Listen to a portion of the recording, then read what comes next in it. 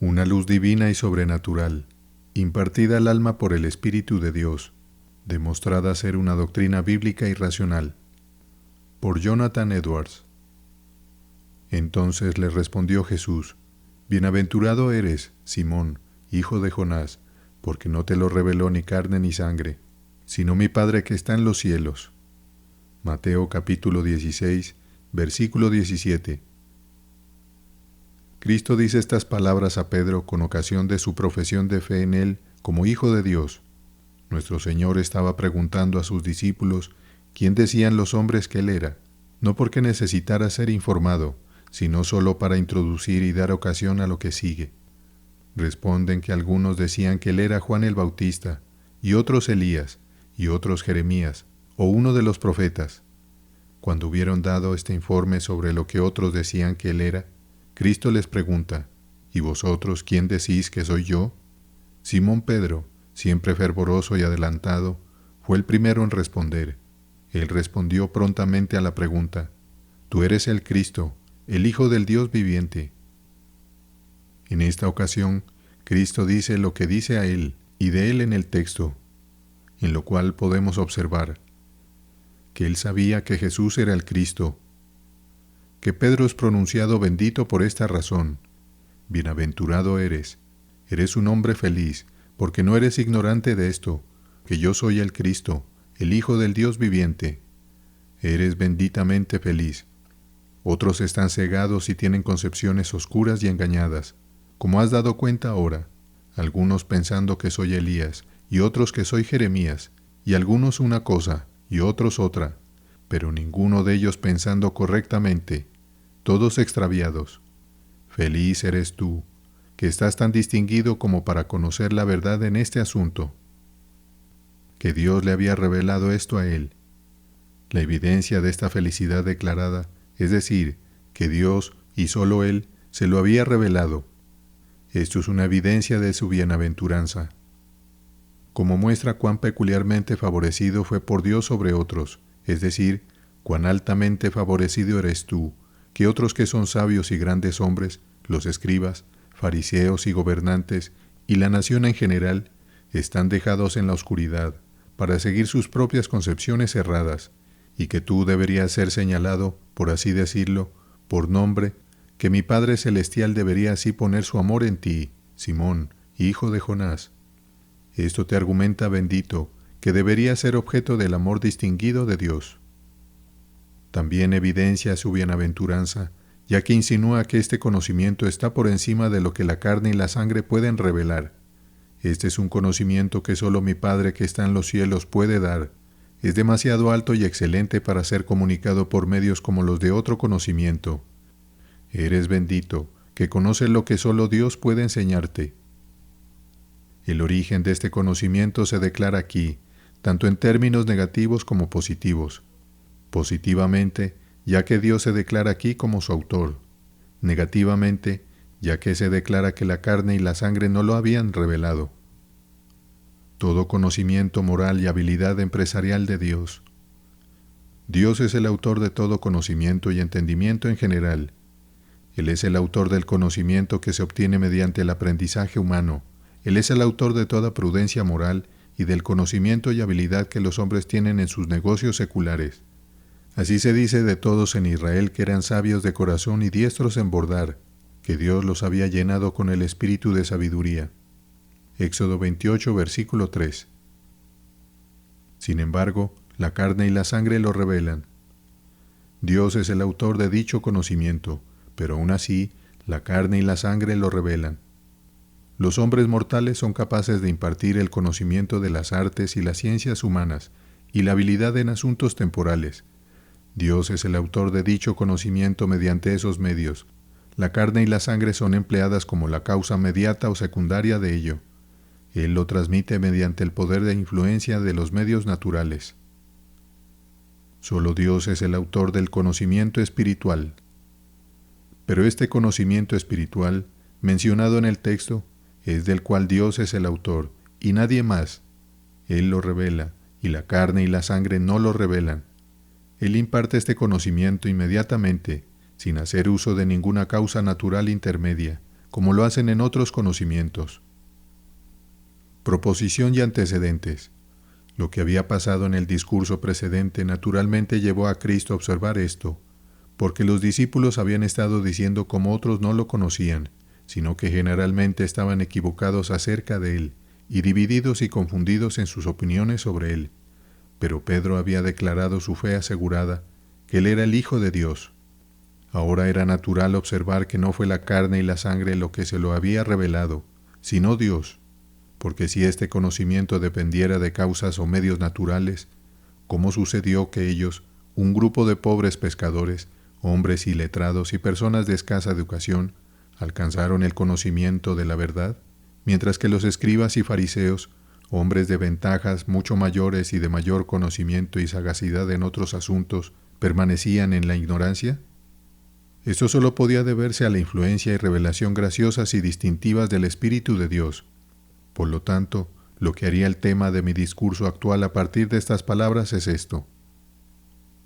Doctrina. Que existe una luz espiritual y divina impartida inmediatamente al alma por Dios, de una naturaleza diferente a la que se obtiene por medios naturales.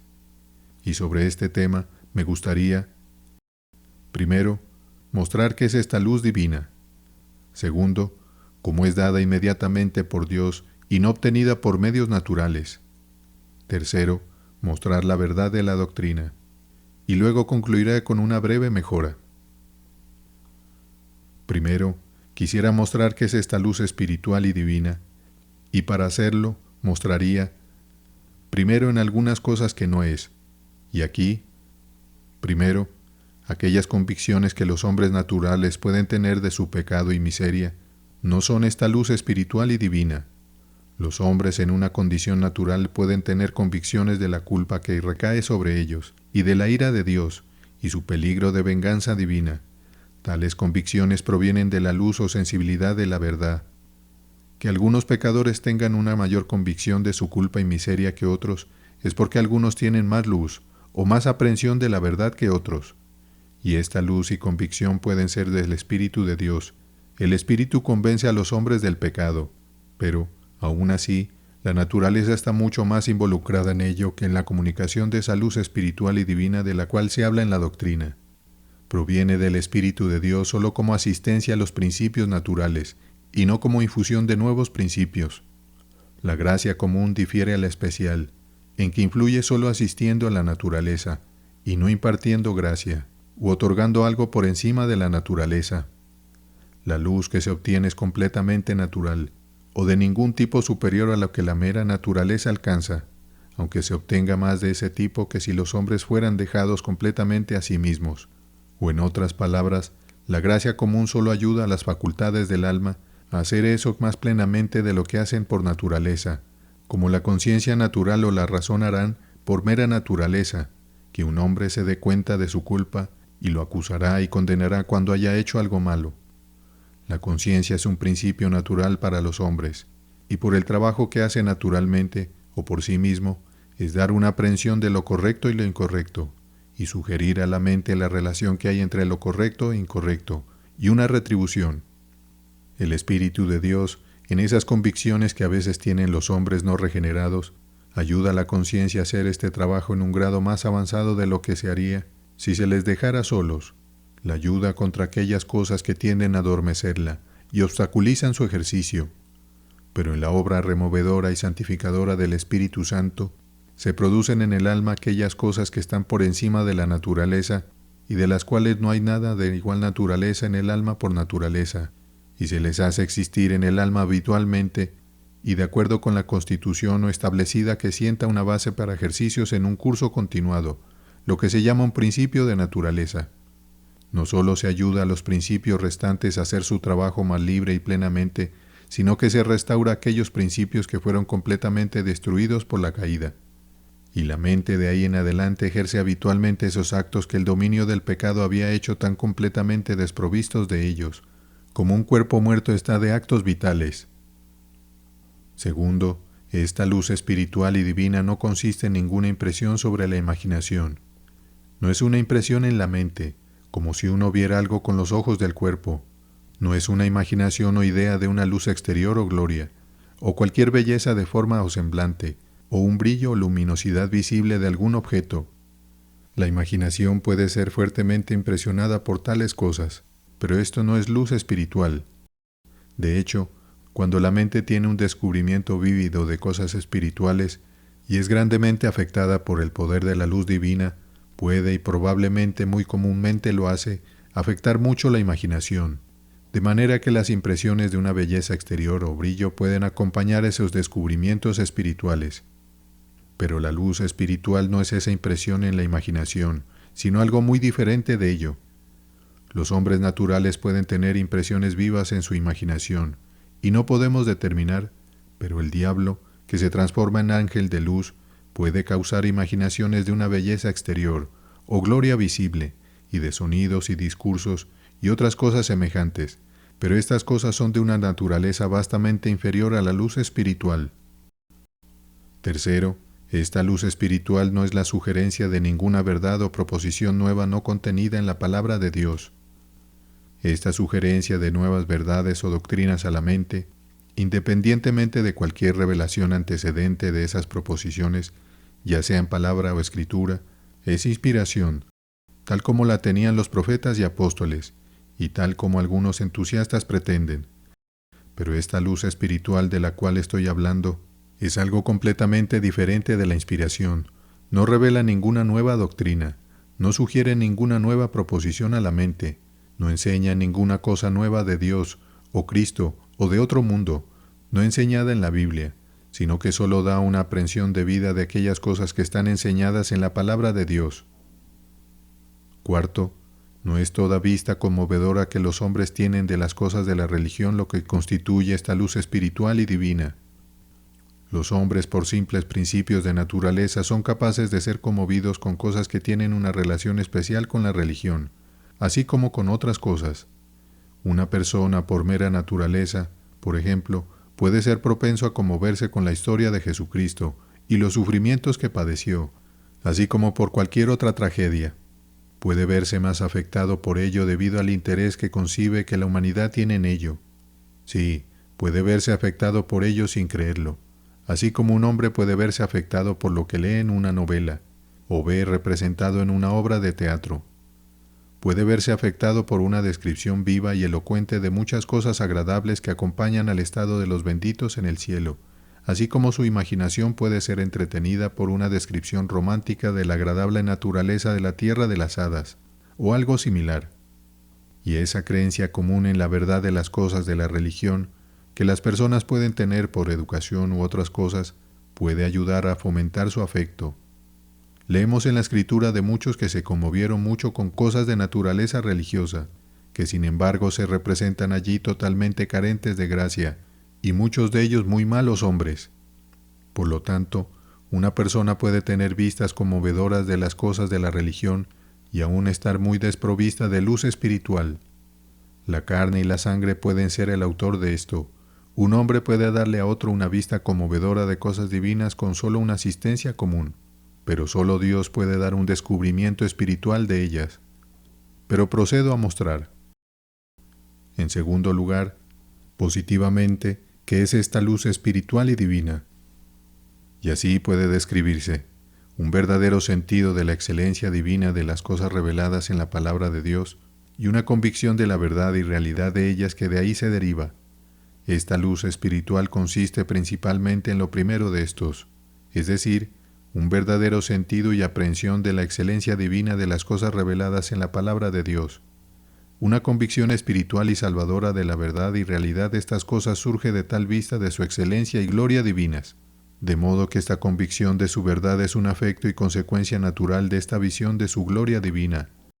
Por lo tanto, hay en esta luz espiritual, primero, un verdadero sentido de la excelencia divina y superlativa de las cosas de la religión, un sentido real de la excelencia de Dios y Jesucristo, y de la obra de redención y las maneras de las obras de Dios reveladas en el Evangelio. Hay una gloria divina y superlativa en estas cosas, una excelencia que es un tipo mucho más alto, y de naturaleza más sublime que en otras cosas, una gloria que las distingue grandemente de todo lo terrenal y temporal. Aquel que está espiritualmente iluminado verdaderamente lo aprende y ve, o tiene un sentido de ello. No simplemente cree racionalmente que Dios es glorioso, sino que tiene un sentido de la gloria de Dios en su corazón. No solo hay una creencia racional de que Dios es santo y que la santidad es algo bueno, sino que hay un sentido de la hermosura de la santidad de Dios. No solo hay un juicio especulativo de que Dios es bondadoso, sino un sentido de cuál amable es Dios por ese motivo, o un sentido de la belleza de ese atributo divino.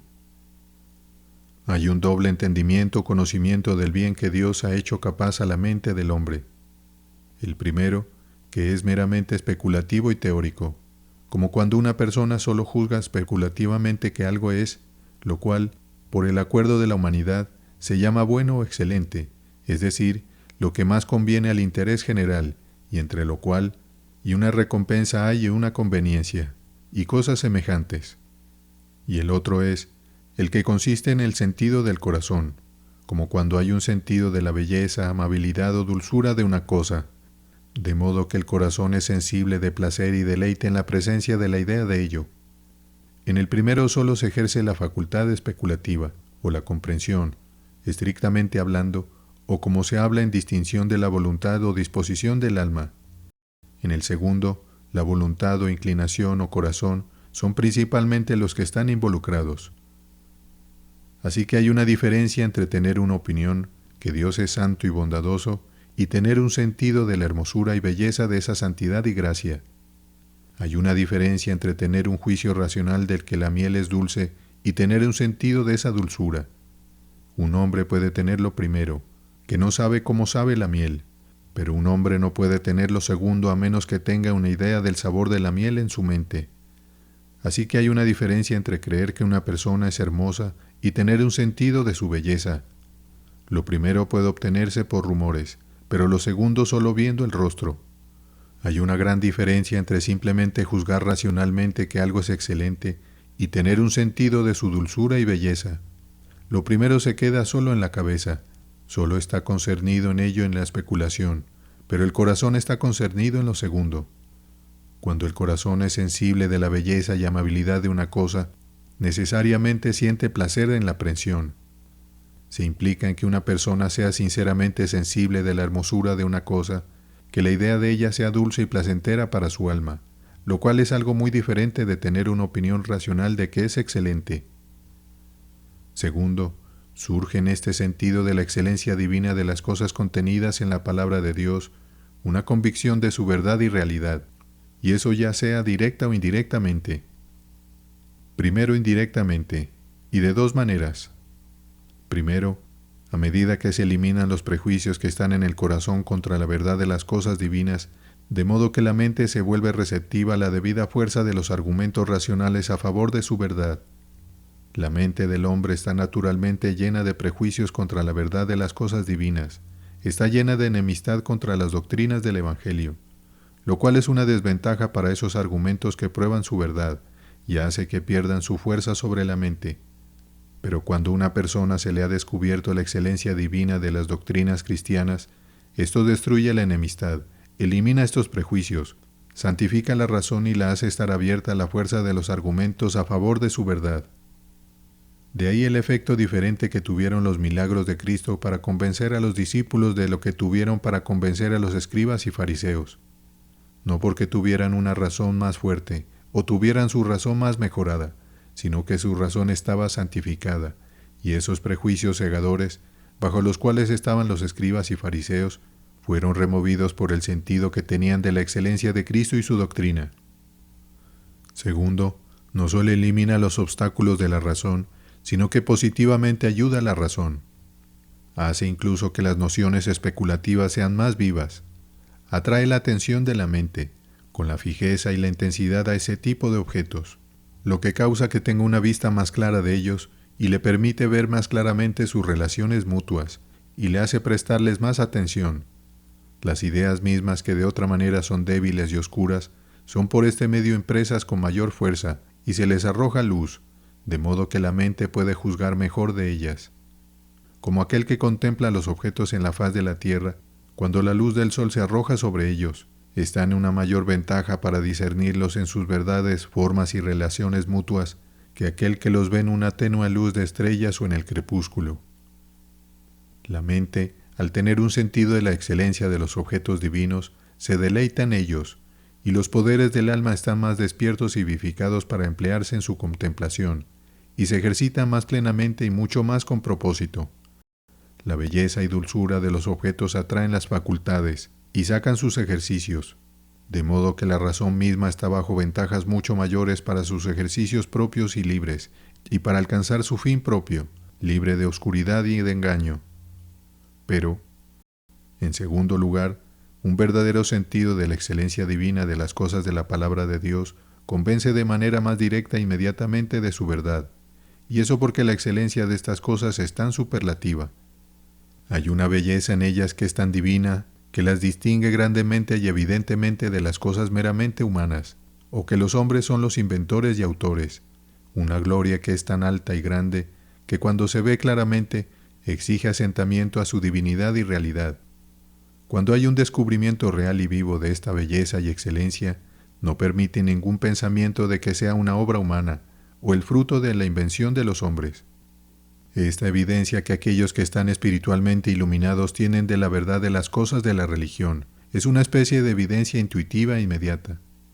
Creen que las doctrinas de la palabra de Dios son divinas, porque ven divinidad en ellas, es decir, ven una gloria divina, trascendente y muy evidentemente distinguible en ellas, tal gloria que, si se ve claramente, no deja lugar para dudas de que sean de Dios y no de los hombres. Una convicción de la verdad de la religión como esta, surgiendo de estas maneras, a partir de un sentido de su excelencia divina, es esa verdadera convicción espiritual que hay en la fe salvadora, y este origen de ella es por lo que se distingue más esencialmente de ese asentamiento común de los cuales son capaces los hombres no regenerados. Segundo, ahora paso al segundo punto propuesto, a saber, mostrar cómo esta luz es impartida inmediatamente por Dios y no obtenida por medios naturales. Y aquí, primero, no se pretende que no se utilicen las facultades naturales en ello. Las facultades naturales son el sujeto de esta luz, y son el sujeto de tal manera que no son meramente pasivas, sino activas en ella. Los actos y ejercicios del entendimiento humano están involucrados y se utilizan en ella. Dios, al dejar entrar esta luz en el alma, trata con el hombre según su naturaleza, o como criatura racional, y hace uso de sus facultades humanas. Pero, aún así, esta luz no es menos inmediata de Dios por eso. Aunque las facultades se utilicen, es como el sujeto y no como la causa, y ese actuar de las facultades en ello no es la causa, sino que está implícito en la cosa misma, en la luz que se imparte, o es consecuencia de ella. Así como el uso que hacemos de nuestros ojos al contemplar diversos objetos cuando sale el sol, no es la causa de la luz que nos descubre esos objetos. Segundo, no se pretende que los medios externos no tengan relación con este asunto. Como ya he observado, no es en este asunto como la inspiración, donde se sugieren nuevas verdades, porque aquí solo se da esta luz por una aprehensión adecuada de las mismas verdades que se revelan en la palabra de Dios, y por lo tanto, no se dan sin palabra. El Evangelio se utiliza en este asunto. Esta luz, luz del glorioso Evangelio de Cristo, 2 Corintios 4, versículo 4. El Evangelio es como un espejo por el cual esta luz nos es transmitida. 1 Corintios 13, versículo 12. Ahora vemos por espejo, pero, tercero, cuando se dice que esta luz es dada inmediatamente por Dios y no obtenida por medios naturales, se entiende que es dada por Dios sin hacer uso de ningún medio que opere por su propio poder, o una fuerza natural que Dios utilice medios, pero no es como causas mediadoras para producir este efecto. No hay verdaderamente causas segundas de ello, sino que es producido por Dios inmediatamente. La palabra de Dios no es una causa adecuada de este efecto, no opera por ninguna fuerza natural en ella.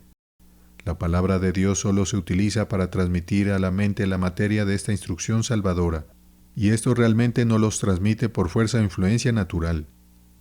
Nos transmite a nuestras mentes estas y aquellas doctrinas, es la causa de la noción de ellas en nuestras mentes, pero no del sentido de la excelencia divina de ellas en nuestros corazones. De hecho, una persona no puede tener luz espiritual sin la palabra.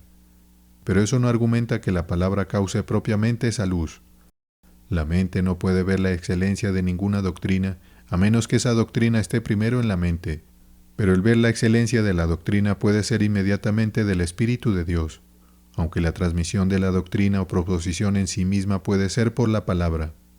Así que las nociones que son objeto de esta luz son transmitidas a la mente por la palabra de Dios. Pero ese sentido adecuado del corazón, en el cual consiste formalmente esta luz, es inmediatamente del Espíritu de Dios.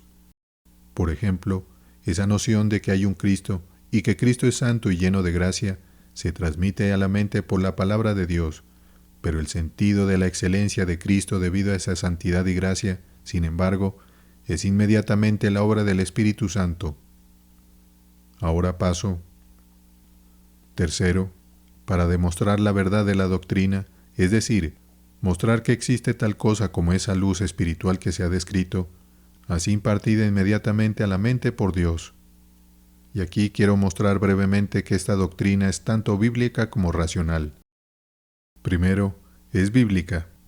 Mi texto no solo es muy adecuado, sino que es una doctrina que la Escritura abunda en ella. Allí se nos enseña abundantemente que los santos difieren de los impíos en esto, que tienen conocimiento de Dios y una visión de Dios y de Jesucristo. Mencionaré solo unos pocos textos de muchos. Primera de Juan 3, versículo 6. Todo aquel que permanece en Él no sigue pecando. Todo aquel que peca no lo ha visto ni lo ha conocido. Tercera de Juan capítulo 11. Amado, no imitéis lo malo, sino lo bueno. El que hace lo bueno es de Dios, pero el que hace lo malo no ha visto a Dios. Juan 14, versículo 19. Todavía un poco, y el mundo no me verá más, pero vosotros me veréis, porque yo vivo, vosotros también viviréis. Juan 17, versículo 3. Y esta es la vida eterna, que te conozcan a ti, el único Dios verdadero, y a Jesucristo, a quien has enviado. Este conocimiento o visión de Dios y Cristo no puede ser un conocimiento puramente especulativo, porque se habla de ello como una visión y conocimiento en el cual difieren los impíos. Y por estas escrituras no solo debe ser un conocimiento diferente en grado y circunstancias, y diferentes en sus afectos, sino que debe ser completamente diferente en naturaleza y tipo. Y esta luz y conocimiento siempre se habla como dado inmediatamente por Dios. Mateo 11, versículos 25 al 27. En aquel tiempo, respondiendo Jesús, dijo: Te alabo, Padre, Señor del cielo y de la tierra, porque escondiste estas cosas de los sabios y de los entendidos, y las revelaste a los niños. Sí, Padre, porque así te agradó. Todas las cosas me han sido entregadas por mi Padre, y nadie conoce al Hijo sino el Padre, ni al Padre conoce alguno sino el Hijo, y aquel a quien el Hijo de Dios quiera revelar. Aquí este afecto se atribuye únicamente a la operación arbitraria y al don de Dios, otorgando este conocimiento a quien Él quiera, y distinguiéndolo con ello a aquellos que tienen menos ventaja natural o medios para el conocimiento, incluso a los niños, cuando se les niega a los sabios y entendidos. Y la impartición del conocimiento de Dios aquí se atribuye al Hijo de Dios como su única prerrogativa. Y además, 2 Corintios 4, versículo 6, porque Dios, que mandó que de las tinieblas resplandeciese la luz, es el que resplandeció en nuestros corazones para iluminación del conocimiento de la gloria de Dios en la faz de Jesucristo. Esto muestra claramente que hay tal cosa como un descubrimiento de la gloria y excelencia divina superlativa de Dios y Cristo, y que es peculiar a los santos, y también que es tan inmediato de Dios como la luz del sol, y que es el efecto inmediato de su poder y voluntad, porque se compara con la creación de la luz por parte de Dios por su poderosa palabra al principio de la creación, y se dice que es por el Espíritu del Señor, en el versículo 18 del capítulo precedente. Se habla de Dios como dando a conocer el conocimiento de Cristo en la conversión, como de lo que antes estaba oculto e invisible en eso. Galatas 1, versículos 15 al 16. Mas cuando agradó a Dios, que me apartó desde el vientre de mi madre, y me llamó por su gracia, revelar a su Hijo en mí. La Escritura también habla claramente de tal conocimiento de la palabra de Dios, como se ha descrito, como el don inmediato de Dios.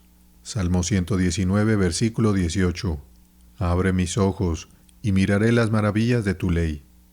¿Qué podría significar el salmista cuando le pedía a Dios que le abriera los ojos? ¿Acaso estuvo alguna vez ciego? ¿No podría acudir a la ley y ver cada palabra y frase en ella cuando quisiera? ¿Y qué podría significar por esas maravillas? ¿Eran las historias maravillosas de la creación y el diluvio y el paso de Israel por el Mar Rojo y cosas por el estilo? ¿No estaban sus ojos abiertos para leer estas cosas extrañas cuando quisiera? Sin duda, por cosas maravillosas en la ley de Dios, él se refería a aquellas excelencias distintivas y maravillosas y manifestaciones maravillosas de las perfecciones divinas y gloria que habían en los mandamientos y doctrinas de la palabra, y esas obras y consejos de Dios que se revelaban allí. Así que la Escritura habla de un conocimiento de la dispensación de Dios, y del pacto de misericordia, y del camino de gracia hacia su pueblo, como peculiar a los santos, y dado solo por Dios. Salmo 25, versículo 14. La comunión íntima de Jehová es con los que le temen, y a ellos hará conocer su pacto. Y que una creencia verdadera y salvadora en la verdad de la religión es la que surge de tal descubrimiento, es también lo que enseña la Escritura. Como en Juan 6, versículo 40.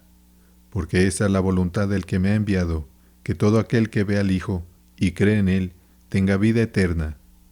Donde es evidente que una fe verdadera es la que surge de una visión espiritual de Cristo. Y Juan 17, versículos 6 al 8. He manifestado tu nombre a los hombres que del mundo me diste, tuyos eran, y me los diste, y han guardado tu palabra. Ahora han conocido que todas las cosas que me has dado proceden de ti, porque las palabras que me diste les he dado, y ellos las recibieron, y han conocido verdaderamente que salí de ti, y han creído que tú me enviaste. Donde Cristo, al manifestar el nombre de Dios a los discípulos o darles el conocimiento de Dios, fue por lo que supieron que la doctrina de Cristo era de Dios, y que Cristo mismo era de Él, procedía de Él, y fue enviado por Él.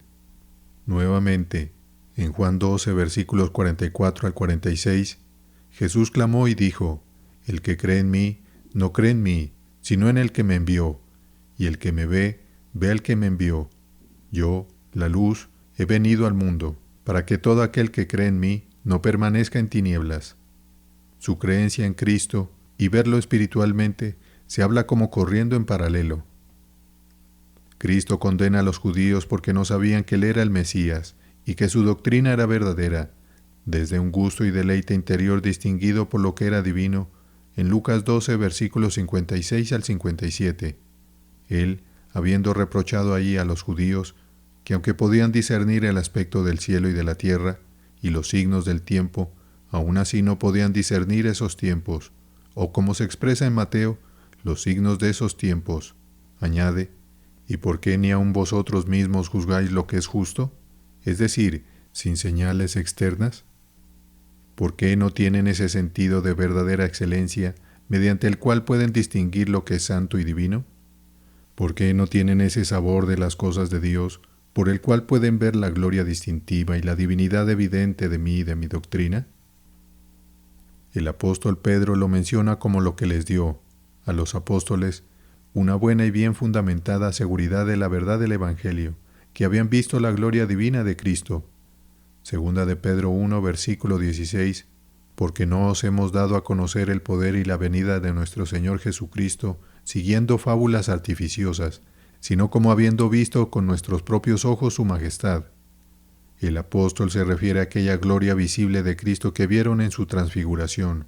Esa gloria era tan divina, teniendo una apariencia y semblanza inefable de santidad, majestad y gracia divinas, que claramente lo denotaba como una persona divina. Pero si una visión de la gloria exterior de Cristo podría dar una seguridad racional de su divinidad, ¿por qué no puede hacerlo también una aprehensión de su gloria espiritual? Sin duda, la gloria espiritual de Cristo en sí misma es tan distintiva y muestra tan claramente su divinidad como su gloria exterior, y mucho más, porque su gloria espiritual es lo que consiste en su divinidad, y la gloria exterior de su transfiguración lo mostró como divino, solo como una imagen o representación notable de esa gloria espiritual.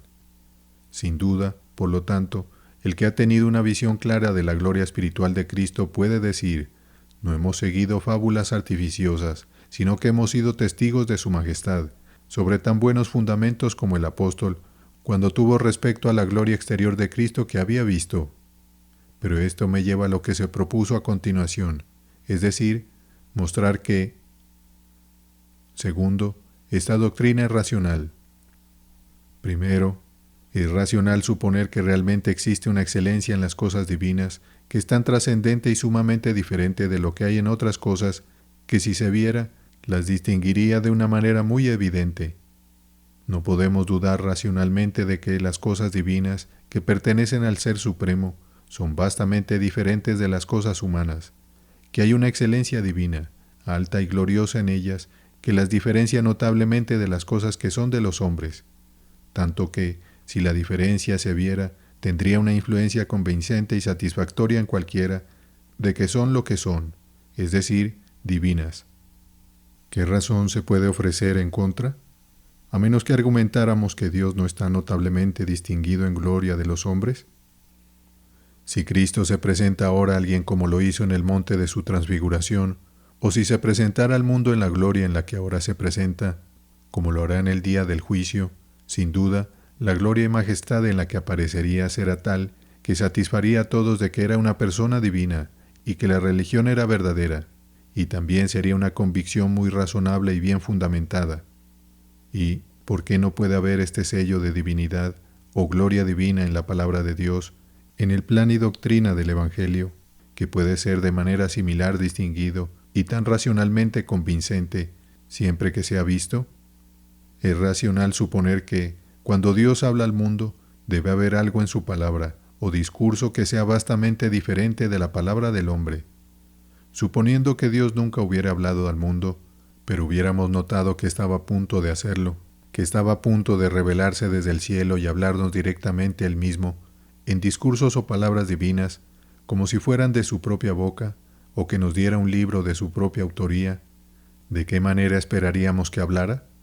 ¿No sería racional suponer que su discurso sería extremadamente diferente al del hombre, que debería hablar como un Dios, es decir, que debería haber una excelencia y sublimidad tal en su discurso o palabra, tal sello de sabiduría, santidad, majestad y otras perfecciones divinas, que la palabra del hombre, sí, incluso de los más sabios, parecería insignificante y vil en comparación? Sin duda se consideraría racional esperar esto, y poco razonable pensar de otra manera. Cuando un hombre sabio habla en el ejercicio de su sabiduría, hay algo en todo lo que dice que es muy distinguible del hablar de un niño pequeño. Así, sin duda, y mucho más, el discurso de Dios, si existe tal cosa como el discurso de Dios, debe distinguirse del más sabio de los hombres, de acuerdo con Jeremías 23, 28 al 29. Dios allí reprendiendo a los falsos profetas que profetizaban en su nombre y pretendían que lo que hablaban era su palabra, cuando en realidad era su propia palabra. Dice, el profeta que tuviera un sueño, cuente el sueño, y aquel a quien fuere mi palabra, cuente mi palabra verdadera. ¿Qué tiene que ver la paja con el trigo? Dice Jehová. ¿No es mi palabra como fuego, dice Jehová, y como martillo que quebranta la piedra? Segundo, si tal excelencia distintiva en las cosas divinas, es racional suponer que pueda haber algo así como verla. ¿Qué debería impedir que se viera? No es un argumento que no exista tal excelencia distintiva, o que, si la hay, no se pueda ver, que algunos no la vean, aunque puedan ser hombres perspicaces en asuntos temporales. No es racional suponer que, si hay alguna excelencia en las cosas divinas, los hombres impíos la vean. No es racional suponer que aquellos cuyas mentes están llenas de contaminación espiritual y bajo el poder de pasiones impuras, tengan algún gusto o sentido de la belleza o excelencia divina, o que sus mentes sean receptivas de esa luz que es en su propia naturaleza tan pura y celestial. No debería parecer en absoluto extraño que el pecado ciegue tanto la mente, considerando que los temperamentos y disposiciones naturales particulares de los hombres los ciegan tanto en asuntos seculares, como cuando el temperamento natural de los hombres es melancólico, celoso, temeroso, orgulloso o algo parecido. Tercero, es racional suponer que este conocimiento debe ser dado inmediatamente por Dios y no ser obtenido por medios naturales.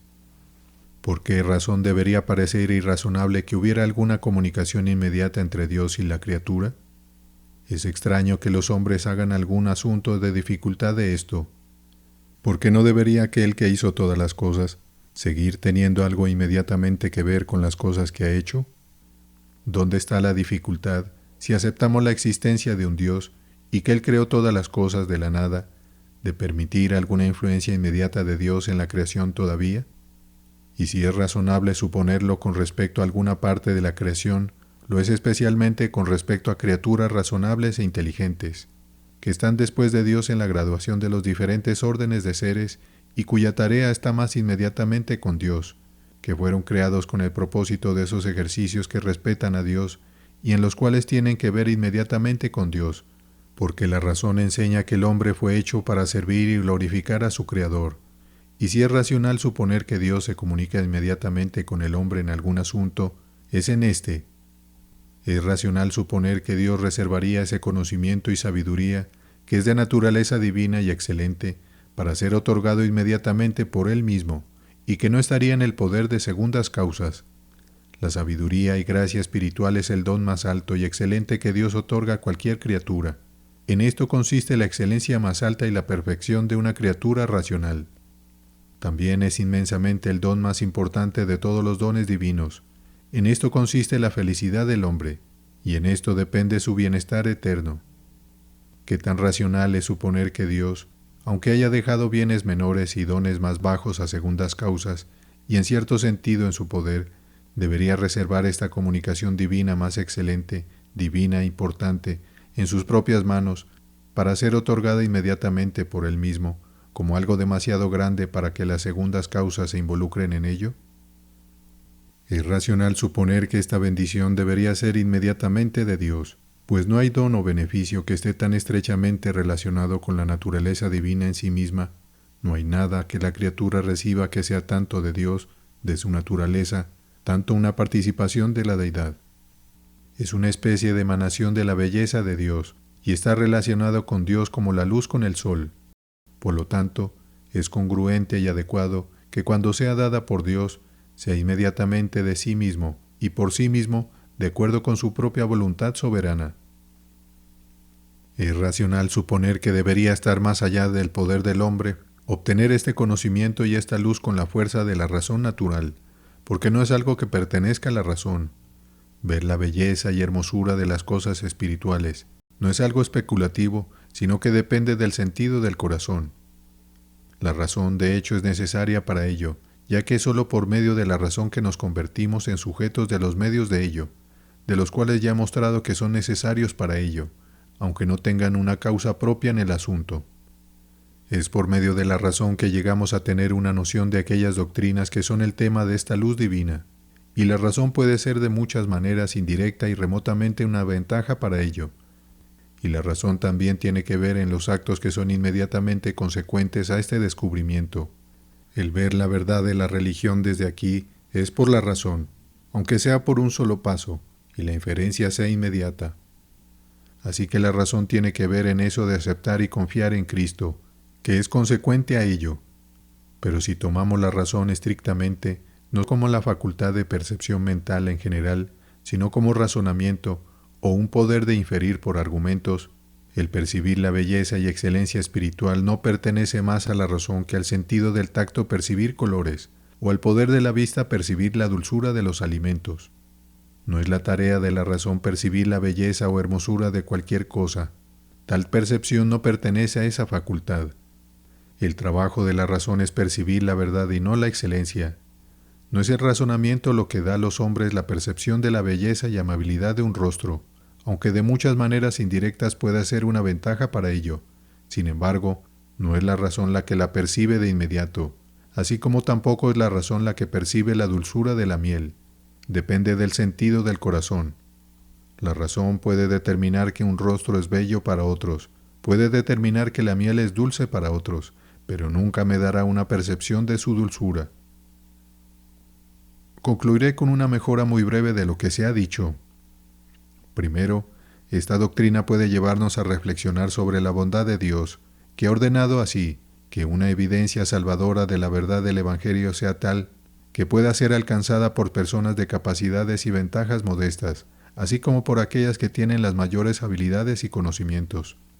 Si la evidencia del Evangelio dependiera solo de la historia y de tales razonamientos como solo son capaces de entender los hombres instruidos, estaría fuera del alcance de la mayor parte de la humanidad. Pero personas con solo un grado ordinario de conocimiento son capaces, sin una larga y sutil cadena de razonamientos, de ver la excelencia divina de las cosas de la religión. Son capaces de ser enseñadas por el Espíritu de Dios, así como los hombres instruidos. La evidencia que se obtiene de esta manera es mucho mejor y más satisfactoria que todo lo que se puede obtener mediante los argumentos de aquellos que son más instruidos y grandes maestros de la razón. Y los niños son tan capaces de conocer estas cosas como los sabios y prudentes, y a menudo se ocultan estas cosas a los sabios y prudentes cuando se revelan a aquellos. 1 Corintios 1, versículos 26 al 27. Pues mirad, hermanos, vuestra vocación, que no sois muchos sabios según la carne, ni muchos poderosos, ni muchos nobles, mas lo necio del mundo escogió Dios. Segundo, esta doctrina bien puede llevarnos a examinarnos a nosotros mismos, si alguna vez hemos tenido esta luz divina, que ha sido descrita, entrando en nuestras almas. Si realmente hay tal cosa, y no es solo una noción o fantasía de personas de cerebros débiles y perturbados, entonces sin duda es algo de gran importancia, si hemos sido así enseñados por el Espíritu de Dios, si la luz del glorioso Evangelio de Cristo, quien es la imagen de Dios, ha resplandecido en nosotros, dándonos la luz del conocimiento de la gloria de Dios en la faz de Jesucristo, si hemos visto al Hijo y creído en Él, o tenemos esa fe en las doctrinas del Evangelio que surge de una vida espiritual de Cristo. Tercero, todos pueden ser exhortados fervientemente a buscar esta luz espiritual. Para influir y mover a ello, pueden considerarse las siguientes cosas. Primero, esta es la sabiduría más excelente y divina que cualquier criatura es capaz de tener. Es más excelente que cualquier aprendizaje humano. Es mucho más excelente que todo el conocimiento de los más grandes filósofos o estadistas. Sí, el menor vislumbre de la gloria de Dios en la faz de Cristo eleva y ennoblece más el alma que todo el conocimiento de aquellos que tienen el mayor entendimiento especulativo en divinidad sin gracia. Este conocimiento tiene el objeto más noble que hay o puede haber, a saber, la gloria divina o excelencia de Dios y Cristo. El conocimiento de estos objetos es lo que consiste el conocimiento más excelente de los ángeles, sí, de Dios mismo. Segundo, este conocimiento es el más dulce y gozoso de todos. Los hombres tienen mucho placer en el conocimiento humano, en estudios de cosas naturales, pero esto no es nada en comparación con la alegría que surge de esta luz divina que brilla en el alma. Esta luz da una vista de aquellas cosas que son inmensamente las más exquisitamente bellas y capaces de deleitar el ojo del entendimiento. Esta luz espiritual es el amanecer de la luz de la gloria en el corazón. No hay nada tan poderoso como esto para sostener a las personas en la aflicción y para dar paz y brillo a la mente en este mundo tormentoso y oscuro. Tercero, esta luz es tal que influye eficazmente en la inclinación y cambia la naturaleza del alma. Asimila la naturaleza divina y cambia el alma en una imagen de la misma gloria que se contempla. 2 Corintios 3, versículo 18, porque todos nosotros, mirando a cara descubierta como a un espejo la gloria del Señor, somos transformados de gloria en gloria en la misma imagen, como por el Espíritu del Señor. Este conocimiento apartará del mundo y elevará la inclinación hacia las cosas celestiales. Convertirá el corazón a Dios como la fuente del bien y lo elegirá como la única porción. Esta luz, y sólo esta, llevará al alma un cierre salvador con Cristo. Conforma el corazón al Evangelio, mortifica su enemistad y oposición contra el plan de salvación revelado en él, hace que el corazón abrace las buenas nuevas y se adhiera completamente a ellas, y se conforme al respecto con entera credulidad y respeto, adhiriéndose a ellas con plena inclinación y afecto, y dispone eficazmente al alma a entregarse completamente a Cristo. Cuarto, esta luz, y sólo esta, da fruto en una santidad de vida universal. Ningún entendimiento meramente nocional o especulativo de las doctrinas de la religión llevará a esto, pero esta luz, al llegar al fondo del corazón y cambiar la naturaleza, también dispondrá eficazmente una obediencia universal. Muestra la dignidad de Dios de ser obedecido y servido. Extrae el corazón a un amor sincero a Dios, que es el único principio de una obediencia verdadera, graciosa y universal, y convence de la realidad de esas gloriosas recompensas que Dios ha prometido a los que le obedecen.